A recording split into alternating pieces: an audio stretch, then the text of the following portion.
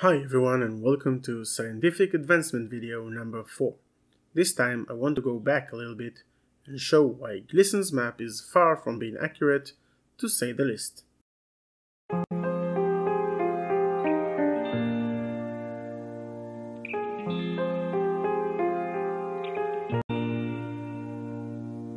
As everyone knows, we see the Sun completing one rotation every day, i.e. 24 hours. So, if one rotation is 360 degrees and it lasts 24 hours, simple math shows that the Sun does 15 degrees every hour. Horribly, I have already come across several flirs that have denied this conclusion, which made me think of a simple experiment that kills two birds in one shot. All it takes for this experiment is a block of plasticine, two skewers, a watch, and a camera, and it goes like this. At a random time of the day, go outside, place the block of plasticine in a place exposed to the sun, and stick one skewer in it so that it points exactly to the sun and casts its shadow only on itself. Write down the exact time and wait.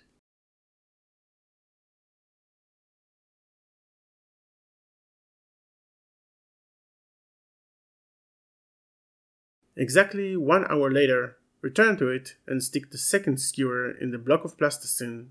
This time it is this one who casts a shadow on itself. You do not touch the first skewer at all.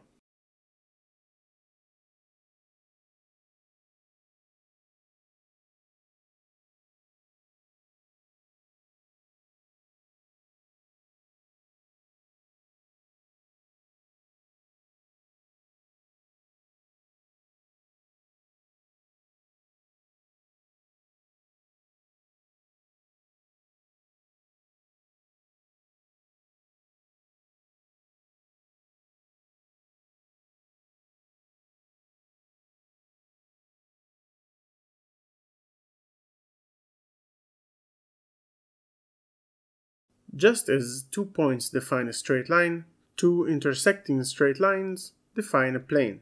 The skewers define the geometric plane on which they are supposedly placed. Position the camera exactly perpendicular to the plane and above the intersection, and shoot. Measure the angle between the skewers and find that it is exactly 15 degrees. This is just the first part. In the second part, we try to place 15 degrees per hour on the map of the flat Earth, and see unequivocally that 15 degrees per hour is something that is possible on a flat Earth only for those who are right in the center of the world or the North Pole.